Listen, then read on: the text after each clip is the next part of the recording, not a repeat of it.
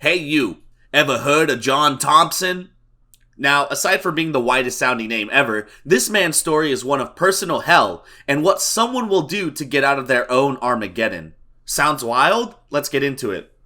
On January 11th, 1992, 18-year-old John Thompson was using an auger powered by a tractor to move barley into the pig's pen so they can eat. He had done this many times before, but this time John slipped and fell into the takeoff.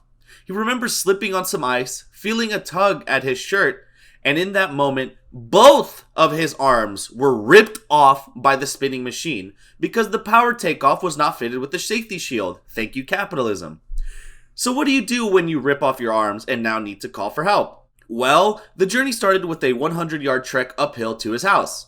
Since he no longer had hands, he used the bone sticking out of his left shoulder to open the screen door to his house. Then he used his mouth to turn the doorknob.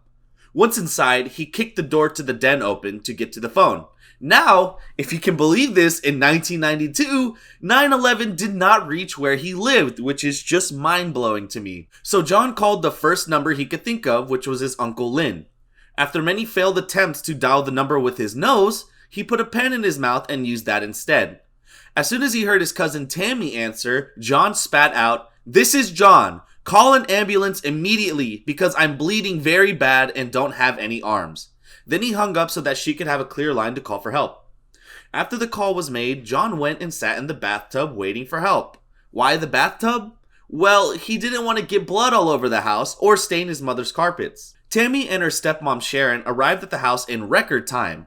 John asked Sharon not to let Tammy see him, and after being comforted a bit, he started cracking jokes about the situation.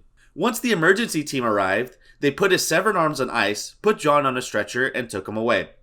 Now, there is so much more to this story, like how they got reattached and how he was turned into this huge hero when in reality he was just a guy who wouldn't die. But every part of this story is so crazy, so if you want to know more, let me know in the comments below, and I might do my first part too. So the question is,